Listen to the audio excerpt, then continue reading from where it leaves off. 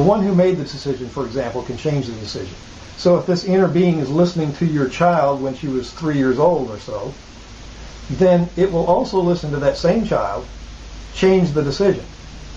And that's the secret of the logical soul. In essence, the core, the key element in that is that we go to the one who made the decision, get access to that being, to that person, allow them to change the decision, and then the prime directive becomes what we want it to be, the new decision.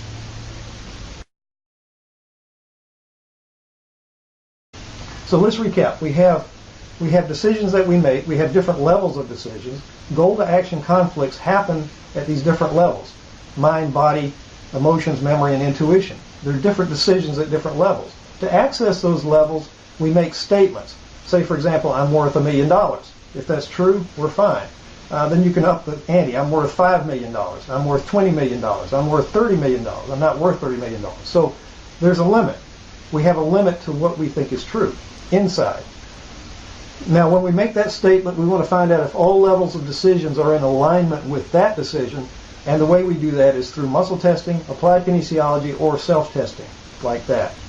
Try this, and you'll find amazing insights as to what you can find out about yourself, and make positive statements about those things that you want. Use affirmations if you like. Those are great.